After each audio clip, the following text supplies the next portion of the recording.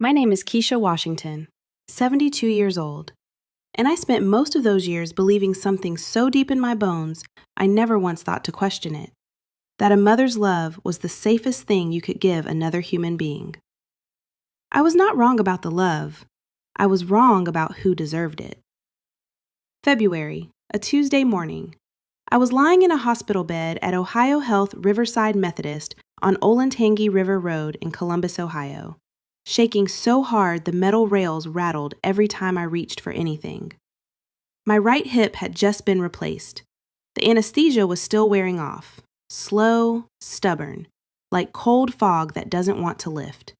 And every nerve in my body was announcing, loudly and without apology, that I was 72 years old and something serious had just happened to me. I picked up my phone, pressed Malik's name, my son, 45 years old, the boy I worked double shifts at the post office for, the boy I put through Morehouse College after selling my grandmother's diamond bracelet, the one she brought from Georgia, the one I was never supposed to sell. The boy I loved the way you love something you built with your own two hands, every day, without keeping score. It rang 3 times, he answered. Malik, baby. I could barely get it above a whisper. Mama can't stand up by herself. The nurses say I need somebody to take me home. Can you come? Please? Silence. Then a long, slow exhale. The kind that tells you everything before a single word comes out. Mom. Flat, like I'd called about a bill. I can't put my life on hold every time you have a situation. And then I heard her. Monique. In the background, her voice low and sharp, the way a blade is sharp right before it cuts something it was never meant to touch.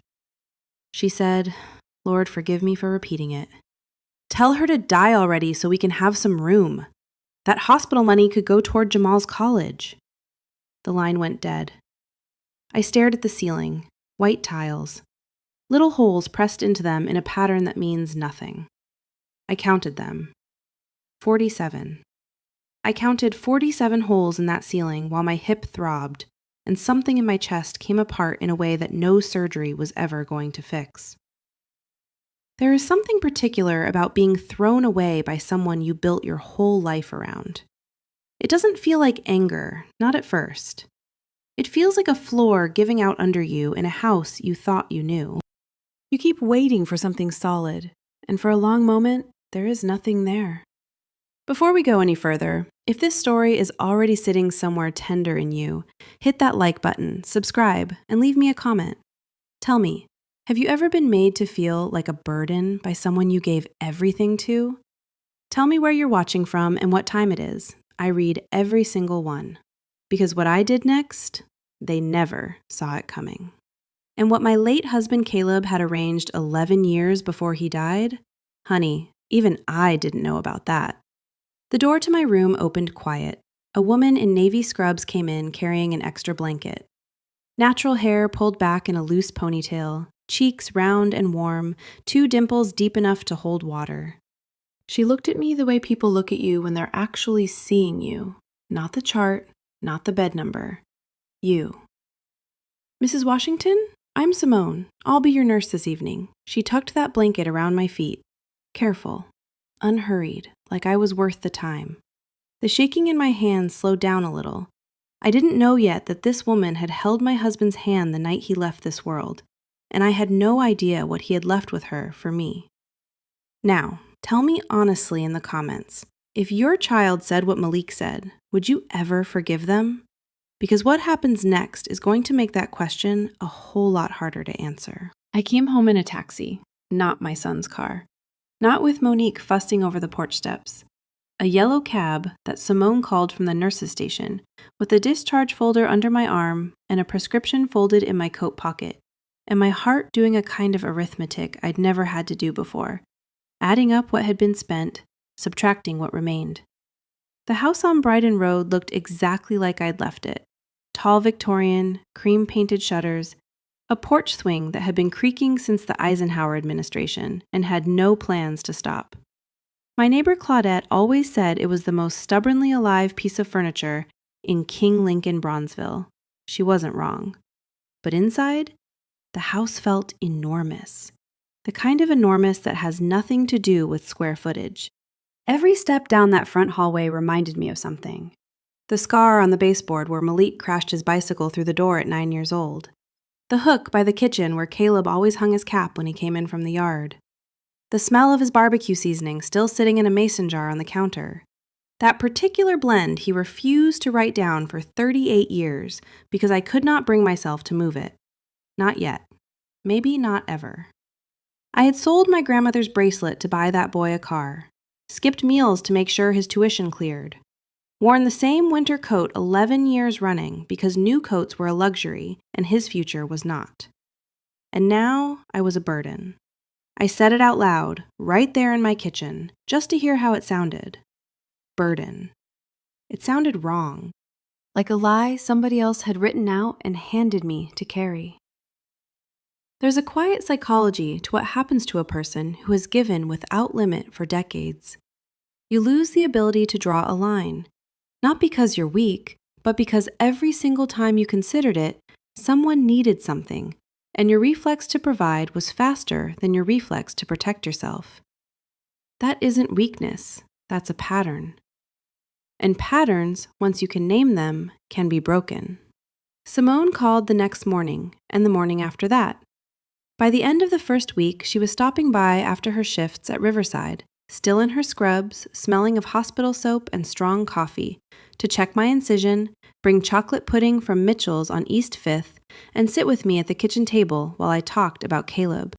One Saturday, she braided my hair, sat behind me on the kitchen chair, working slow and careful, and I cannot fully explain why that particular kindness undid me the way it did, except that no one had touched my hair with that kind of care in a very long time.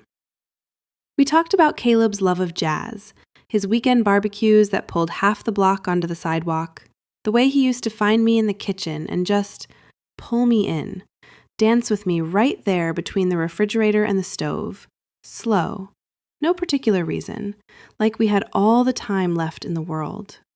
Simone listened the way real listeners do, not waiting for her turn, actually there.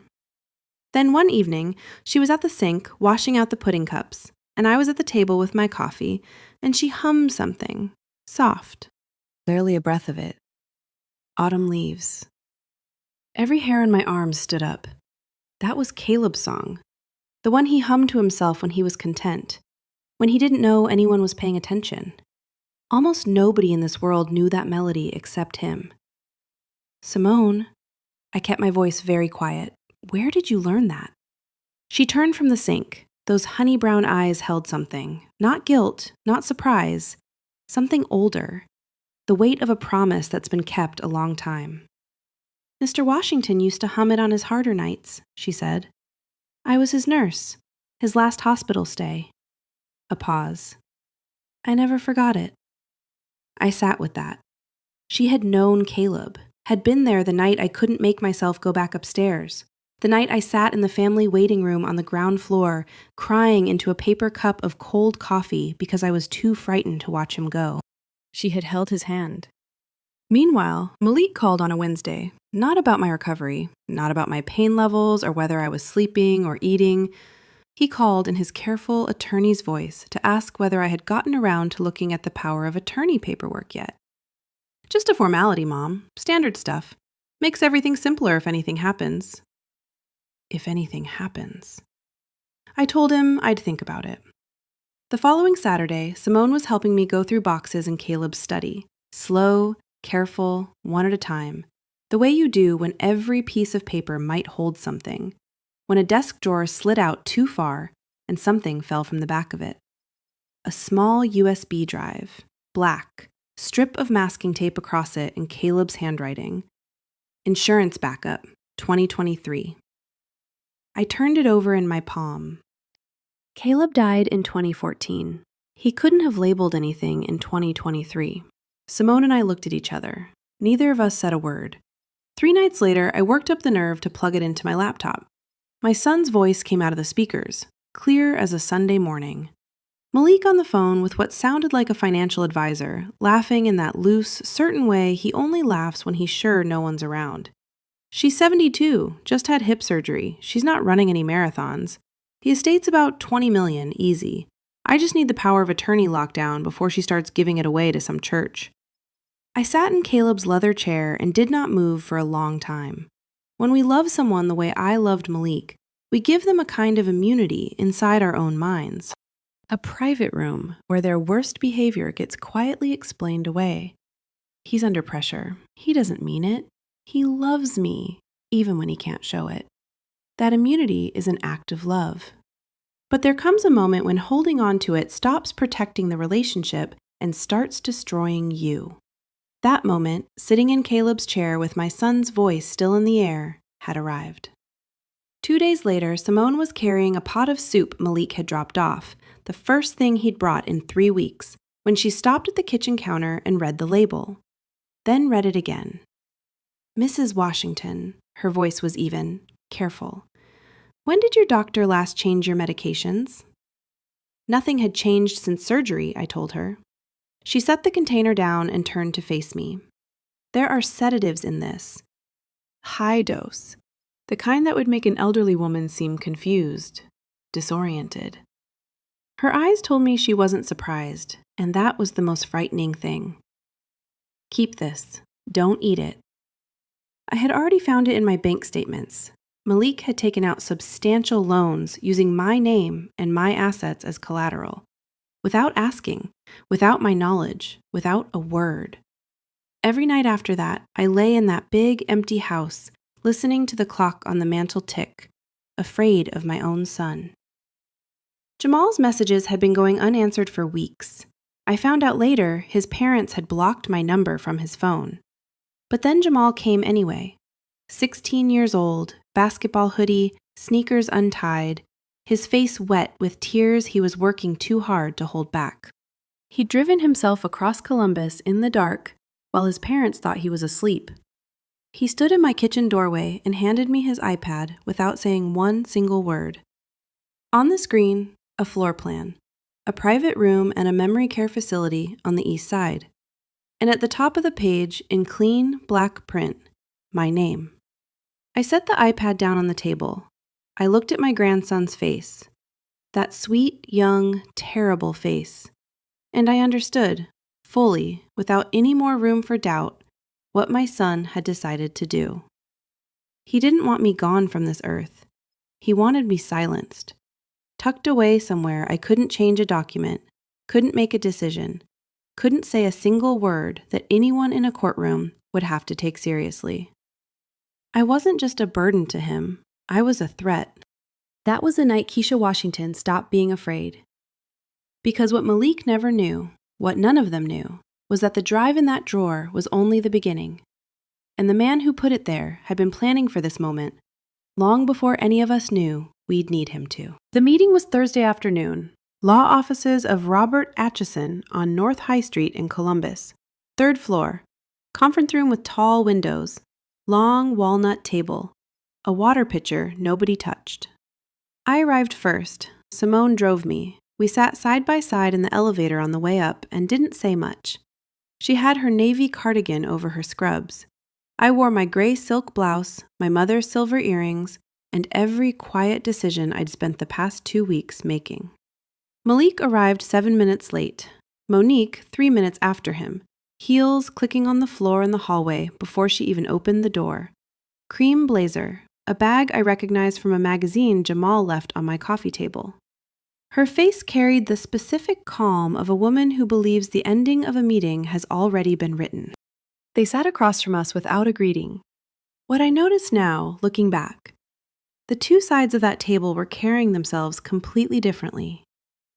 Malik and Monique walked in with the posture of people performing a formality. They'd already written the ending in their heads. That kind of certainty, the kind built on entitlement rather than truth, has a particular blindness to it. It stops you reading the room. It keeps you from noticing what you've walked into. I had spent 2 weeks reading everything. Robert opened the meeting, standard courtesy. Then, Mrs. Washington has made changes to her estate documents and asked us here to discuss them. Malik's jaw tightened, just barely. What kind of changes? I folded my hands on the table. My hips still ached, back stiff from the drive. But I had spent 2 weeks doing something Malik had forgotten I was capable of. Thinking. I've established a charitable foundation, I said. The Ellis Recovery Foundation. Ellis was my mother's maiden name. The foundation receives the majority of my estate, approximately $17 million. It provides housing, medical aftercare, and dignified support for elderly patients of color discharged from hospitals without family to come home to. One breath. Simone Bennett will serve as executive director. The silence that followed was the silence of a room where something has collapsed that two people didn't know was standing. Monique broke it. She leaned across that walnut table and said, not carefully, not strategically, without a shred of the composure she'd walked in with. We already signed loan agreements against the future inheritance. The bank took it as collateral. Her voice cracked on the last word like something expensive hitting a hard floor. You can't just... Monique, Malik's voice, sharp, a warning. Too late. She'd said it. In front of a lawyer, in front of witnesses. They had borrowed against money that wasn't theirs yet, money they were so certain was coming that they'd leveraged it before I'd drawn my last breath. This is what happens when entitlement goes unchecked long enough. It stops being a feeling and starts being a financial plan. Malik hadn't simply expected to inherit, he'd built a life around the assumption. And somewhere along the way, I'd stopped being his mother and become a line item on a balance sheet. Malik turned to Robert. His voice dropped into that measured, courtroom register I'd heard him use in stories he used to tell me with such pride. This is undue influence. This woman, he gestured towards Simone without looking at her, inserted herself into a vulnerable situation and has been working my elderly mother for weeks. We'll be challenging this. Simone did not move, sat with her hands folded and her face still and let him finish. Jamal was at the far end of the table. Malik had let him come after he asked 3 times. He wasn't on his phone. He was watching his father with an expression I'd only seen on a face once before. A child discovering for the first time that a person he completely trusted is not who he believed them to be. Dad. Quiet. Grandma was crying in that hospital. I heard her on the phone with you. She said she couldn't stand up. She asked you to come. A pause. You didn't come. Jamal, this is adult business. Simone came. I came. He didn't raise his voice once. You didn't. I reached into my folder and set a small digital recorder on the center of the table. Before anything else, I said, I'd like everyone in this room to hear something. I pressed play. Malik's voice came out of that recorder, relaxed and laughing, the way he only laughs when he's sure he's alone. She's 72, just had hip surgery. She's not running any marathons. The estate's about $20 million, easy. I just need the power of attorney locked down before she gives it all away. I watched my son's face while he heard himself. I expected shame or grief. The expression of someone caught who understands what being caught costs. What I saw was something else, a rapid reorganization behind his eyes. Not remorse, recalculation. His mind wasn't going to, what have I done? It was going to, how do I still win this? That is the psychology of someone who has spent years convincing himself his needs simply matter more. Not a monster. Something more ordinary and more dangerous. A man who has never, not once, been genuinely held to account. He straightened his tie. That recording is inadmissible. And given your surgery and the influence clearly being applied here, I have real concerns about your capacity to make these decisions. He slid a document across the table. I didn't touch it. Robert picked it up, read the whole thing, set it back down. This is a physician certification of diminished mental capacity, Robert said. Signed by a Dr. Emmett Cruz. I had never seen Dr. Emmett Cruz in my life. Malik's voice found a new edge, the ultimatum edge. If you won't sign the power of attorney willingly, I have grounds to petition the court for guardianship. You sign now, in front of witnesses, we handle this as family, or we go through the courts. He let that land. Either way, this gets resolved. Then he said it, looking right at me, with Robert Atchison sitting there, with Simone sitting there, with his own 16-year-old son at the end of that table, Metzazoi. Then, catching himself, back to English. You are 72 years old. You just had surgery. You are confused. Just sign. Jamal pushed a folded paper across the table without a word, a text exchange. Malik to an unknown number. If she refuses to sign, we'll need to find another way to handle this. The room went quiet. I want you to understand what was happening in that room at a deeper level. Malik had just done what people who use control as love eventually do when the softer approaches stop working. He reached for the most brutal tool he had. He wasn't trying to out-argue me anymore. He was trying to make me doubt my own mind, to convince everyone present, including me, that I wasn't competent enough to be believed. That move has a name. It leaves marks that take far longer to heal than a replaced hip. I thought about the bracelet, the double shifts, 11 winters in the same coat, Caleb dancing with me in the kitchen, 47 holes in a ceiling. I stood up. My hip said no. I stood anyway. My son. Soft, clear. No apology in it anywhere. I worked 40 years to build something worth leaving. I sat in your Little League games in the rain. I sold my grandmother's bracelet so you could have a car. I wore the same coat 11 winters so your future could be warm. I held his eyes. I never once asked you to love me back for any of it. That was my choice. But love did show up for me. It showed up wearing scrubs, and it showed up in the dark in a 16-year-old boy who drove himself across the city to make sure his grandmother wasn't alone. I sat back down. I'm not signing anything. The air in that room changed. The particular shift that happens just before a real storm. Pressure dropping, breath held, the sense that whatever comes next won't be small. Malik thought he had me cornered.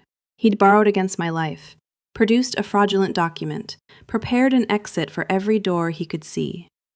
He didn't know there was a door he'd never seen. Simone was about to open it, because what my husband left with that nurse 11 years ago wasn't just a memory, it was armor, built quietly, in secret, long before any of us knew we'd need to put it on. Simone opened the leather portfolio she'd carried into that room and set the first document on the table. No drama, no announcement, a printed visitor log. Ohio Health Riverside Methodist Hospital. The full 12 days of my post-surgical recovery. Malik, Washington. 1 visit, 43 minutes. Arrived mid-morning, left before noon. No record of speaking with nursing staff. No record of asking about my care plan. No record of returning. Monique, Washington. 0 visits. Simone placed it in the center of the table and said nothing. Malik looked at it, then at Robert. That doesn't prove I'm not finished, Simone said, pleasantly. She reached in again and set a sealed envelope on the table. Cream-colored. Old. 5 words on the front in blue ink, in handwriting that stopped my breath cold. For Keisha. Only when needed. Caleb's handwriting. I knew it the way you know a voice in the dark. The slight leftward lean on his capital letters. The small, careful loop he always made on his lowercase e. 38 years of grocery lists and anniversary cards and Sunday morning notes, all in that same hand. My hand went to my mouth. Mr. Washington gave me this envelope 11 years ago, Simone said. Steady, clear. On his last night, he asked me to keep it until... She paused, and I could tell she was giving his exact words. Until someone tries to take away her right to say no. Malik's voice changed. Authority still in it, but sitting on something no longer solid. That's not admissible. She could have... It was notarized, Robert said quietly. November 14th, 2014. 2 weeks before his death. The seal is intact. I was crying. I didn't try to stop it. Some tears you don't stop. Some tears have been waiting 11 years just for permission. Robert slit the envelope open per Caleb's written instructions on the interior flap, to be opened in the presence of witnesses.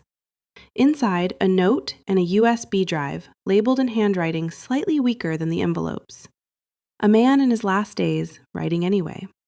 Play for Keisha when she needs it. Simone had been entrusted with an identical drive all those years ago. She plugged it into Robert's laptop. The video was grainy, warm-toned, shot on a phone propped against a water pitcher in a hospital room. And there was my husband, Caleb Washington. Thin, the hollows in his face deeper than I remembered. But his eyes were clear. And when he started talking, his voice was the same voice that had danced with me in that kitchen for 38 years. He looked straight into the camera and he said, "Keisha, if you're hearing this, somebody in that house is trying to make you doubt yourself. I know because I watched it start. And I know you'll have been patient longer than anyone should have to be. You'll have given more than any person deserved. And whoever's doing this, they're counting on you believing you're too old, too tired, too alone to fight back." He took a breath. "You're not. You built everything we have. Every dollar, every sacrifice, every good thing that ever came out of this family. That was you. Don't sign anything. Don't let anyone tell you what you are or aren't capable of. And find whoever has been kind to you, the one who stayed when they didn't have to, because that's your family now." A sound from the far end of the table. Jamal had both hands pressed over his face, shoulders shaking. Caleb kept going. And this was the part that stilled that whole room. "I've spoken with Robert. There's a clause in the trust, a protection clause. Any heir who tries to have you declared mentally incompetent, or uses your assets as loan collateral without your written consent, or applies legal pressure to override your decisions, they forfeit automatically. Everything transfers directly to the charitable designation of your choosing. I didn't tell you about this, sweetheart, because I prayed you'd never need to hear it, but I wasn't willing to leave you unprotected. You carried this family your whole life. I wanted just once to be the one carrying you." Screen went dark. I want to stay here for a moment, because what Caleb did deserves to be understood for what it actually was. He didn't write that clause out of anger. He wasn't punishing Malik in advance. What he did was something quietly extraordinary. He saw, clearly and without flinching, the person his son was becoming. And instead of looking away the way loving parents do, because looking directly at that is almost unbearable, Caleb looked straight at it and made a plan. Not for revenge, for protection. That is a particular kind of love that most people never manage. To love your child fully and honestly enough to say, "I see who you are," and to love your wife enough to refuse to leave her at his mercy. Robert confirmed the rest in 4 measured sentences. The protection clause had triggered, automatically, irrevocably, the moment Malik produced that fraudulent certificate in a legal proceeding. The $2.8 million previously designated to Malik Washington had already transferred, under the clear terms of the trust, to the foundation. Not in dispute, done. Monique was on her feet so fast her chair scraped hard across the floor. She looked at Malik, and whatever had been in her eyes that resembled partnership was simply gone. "You told me this was handled." Her voice, ice over something boiling. "You told me it was settled. We are in real debt, Malik, against money that doesn't exist anymore." She picked up her bag. "I need to make a phone call." She walked out without looking back. I watched Jamal watch that door close. He turned to his father slowly. "You were going to put Grandma in a memory care facility. I saw the floor plan. I saw your name on the petition paperwork." His voice didn't crack once. It was the steadiest voice in that room. She wasn't losing her memory.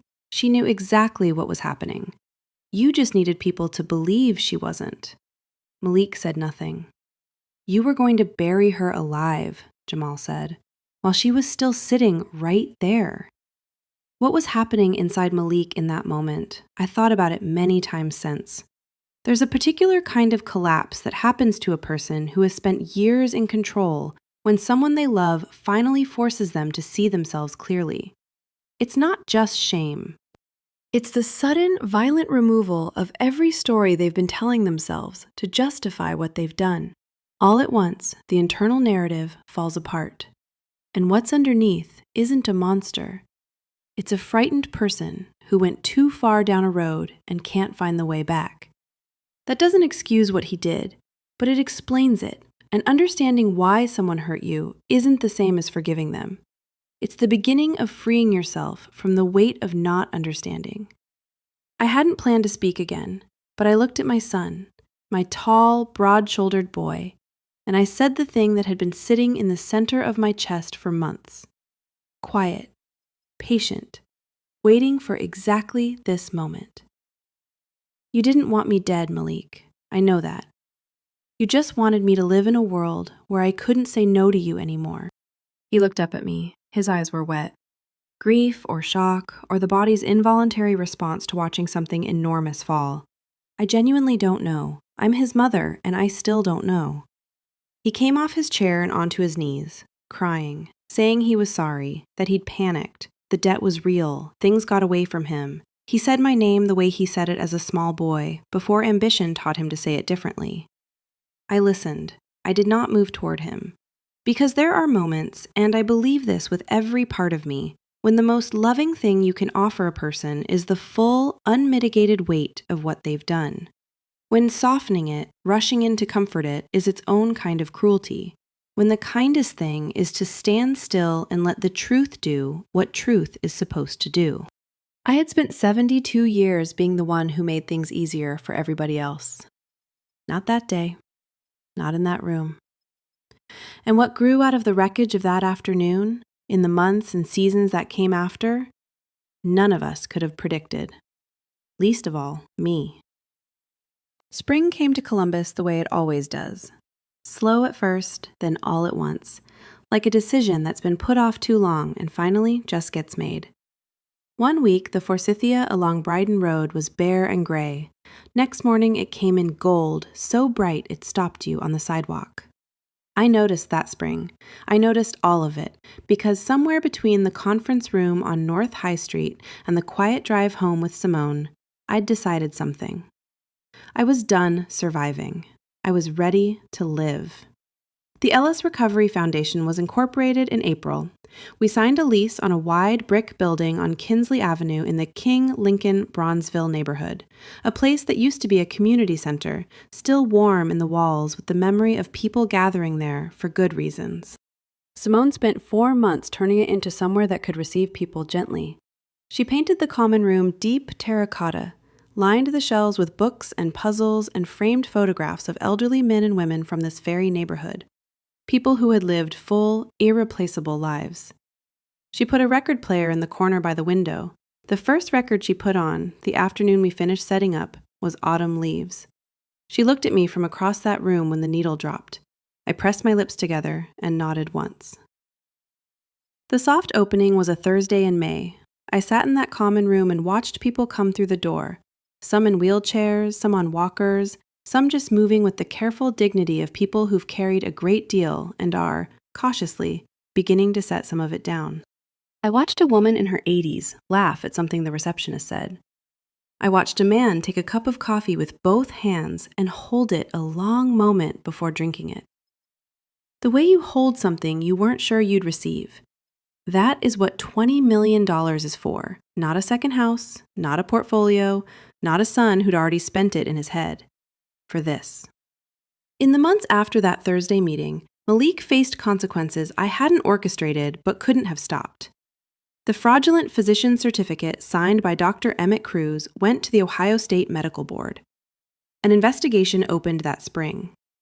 The unauthorized loans, my name, my assets, used without my knowledge or consent, triggered a civil fraud complaint filed by Robert's office. He lost the house in Dublin. The one with the 3-car garage and the outdoor kitchen Monique had designed with an architect flown in from Chicago. He sent me a letter in June, handwritten, 7 pages. I read it twice at the kitchen table in Bryden Road, with a cup of coffee and the sound of Claudette's grandchildren playing in the yard next door. Then I folded it back into the envelope and put it in a box on the shelf in Caleb's study. Not because I felt nothing, because I felt everything. and I needed time to figure out what, if anything, I'd choose to do with it. Monique filed for divorce in May, went back to Atlanta, left Malik to navigate the legal wreckage of that conference room mostly alone.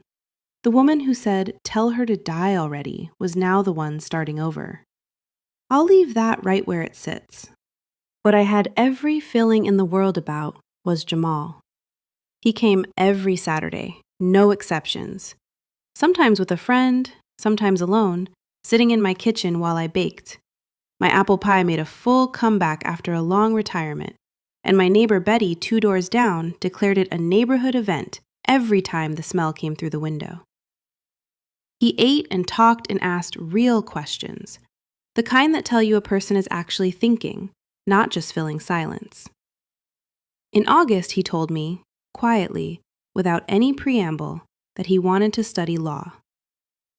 Not the way Dad does, he said carefully. The kind that protects people who can't protect themselves. Elder law, estate law. The kind that makes sure what happened to you can't happen to somebody's grandmother without anyone knowing how to stop it. I set my coffee cup down. This boy, 16 years old, who'd driven himself across Columbus in the dark and stood in my doorway and handed me an iPad because he didn't know what else to do except show up. "Baby," I said, "your grandfather would have stood up and hollered loud enough to rattle every window on Bryden Road." He grinned, the big one, little gap between his front teeth. "Yeah? I know so." What Jamal did that year, staying, choosing honesty over comfort, choosing his grandmother over a version of family loyalty that would have made him complicit, that is not a small thing for a 16-year-old. Most grown adults can't do it. Most people, when it comes down to a painful truth or a comfortable silence, choose the silence. That he didn't gives me more hope about the generation coming up behind us than I know how to put into words. Simone became, and there's no better word, family. Not legal family, not blood family, the real kind. The kind that knows when you're tired before you say so. That shows up on hard anniversaries with food and doesn't make you explain why the day is heavy. She had her apartment on East Long Street, I had Bryden Road, and we both had a key to the other's front door and a standing understanding, never spoken, never negotiated, that neither of us was doing anything important alone. Her mother, Frances, came from Akron in September. Tall woman, wore purple the way other women wear black. The 3 of us made a Sunday dinner that lasted 4 hours and spilled out onto the porch, where Frances and I sat in the cooling evening air while the swing kept up its familiar complaints. And she said to me, "My Simone talks about you like you hung the moon." I thought about that. "Your daughter kept a promise for 11 years, I finally said. To a man she barely knew, in the last days of his life, because he trusted her to." I shook my head slow. There aren't many people made like that anymore. Frances took my hand without saying a word. The way older women do, when words would only shrink the moment. Inside Ellis Recovery House, the work kept growing. We'd formalized a discharge support partnership with Ohio Health, the same system where all this started, on a February morning when I lay counting ceiling holes and wondering if anyone was coming. We were building out a partnership with Mount Carmel Health System on the west side. The waiting list grew a little every month. Every person who came through those doors reminded me of something I'd almost let someone take from me. That worth isn't measured by usefulness. That it doesn't run out with age. That you are not, that you have never once been a burden. You are a person. On a Thursday afternoon in October, I walked the hallway of Ellis Recovery House by myself. Gold light coming low through the west windows, kitchen smelling of something good. Somewhere down the hall, a child was laughing, grandchild visiting from the sound of it. The particular brightness of that kind of laugh. I stopped walking. Right there in the middle of that hallway, said out loud to no one but the light and the old wood floor and 38 years of love that was somehow still in the air. "Caleb, look what we built." He didn't answer. He never does. But something settled in me in that moment that had been unsettled a very long time. And I think that was answer enough.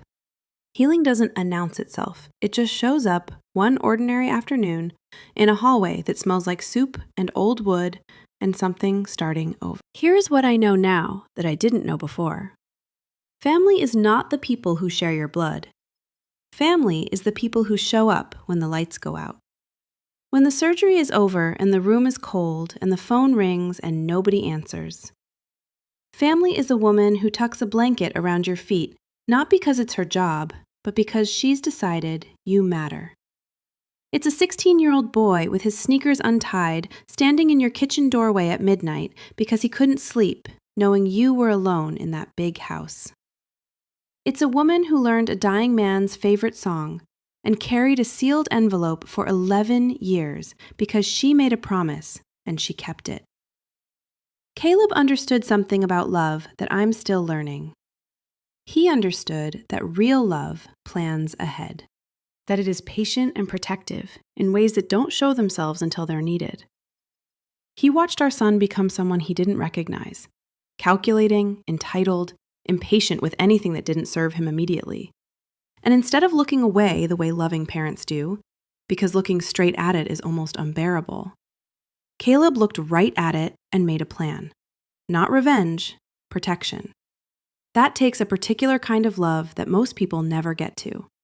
To love your child clearly and honestly enough to say, I see who you are. And to love your wife enough to refuse to leave her unguarded. Most of us, when we see someone we love becoming something that frightens us, choose hope over honesty. We tell ourselves they'll come around. We absorb the damage quietly and call it grace. And sometimes it is grace. But sometimes, and Caleb understood this, that quiet absorbing isn't protecting anything. It's just postponing the reckoning while the harm stacks up. He chose to protect me instead of protect the illusion. That was the greatest gift he ever gave me. And he gave it from a hospital bed in the last weeks of his life. I still can't move the barbecue seasoning off the kitchen counter. His jazz records are still on the shelf in the study. Some things you keep not from sadness, but from love. Because certain presences don't end, they change form. Jamal comes every Saturday. He's studying for the LSATs now, serious, focused, the way you are when your reasons go deeper than personal ambition. He wants to do work that changes something, not the kind that makes news. The document by document, person by person kind that quietly rearranges lives. Last fall, he was sitting at my kitchen table with a piece of apple pie. Betty from down the street had declared it the finest on the block, a compliment I accepted with appropriate humility. And he said something that hasn't left me. I used to think loving Dad and being honest about what he did were two things that couldn't exist at the same time. Like I had to pick one. He looked at his plate a moment. But I don't think that anymore. I can love him and still know what he did was wrong. Those things don't cancel each other out. I sat across from this boy in the kitchen where I'd made 1,000 meals for people who didn't always show up for me, and I said, Baby, you just described the hardest thing a human being is ever asked to learn. And most people spend a whole lifetime not getting there. He shrugged the way teenagers shrug when they've said something true and don't want to make a thing of it. What Jamal understood, at 16, is something that takes most people decades, that love and accountability are not opposites, that you can grieve someone's choices and still wish them something better, that forgiveness, when it finally comes, is not a gift you hand to another person. It's something you give to yourself, a way of setting down a weight that was never yours to carry forever. Malik and I had one phone call in November, short, careful on both sides. Like two people who've agreed to walk toward each other across ground neither of us is sure of, neither rushing, neither fully certain of what's underneath. I don't know what that becomes. At 72 years old, I've learned, finally and for good, that some things cannot be forced, that making a resolution happen before it's ready is its own kind of damage. What I know is this. On a cold Tuesday morning in February, I lay in a hospital bed on Olentangy River Road and heard the person I raised choosing himself over me. It broke something in me, clean through, the way river ice breaks in early spring. Inevitable. and under the pain, a strange quiet relief, because you cannot truly thaw until the old ice is gone.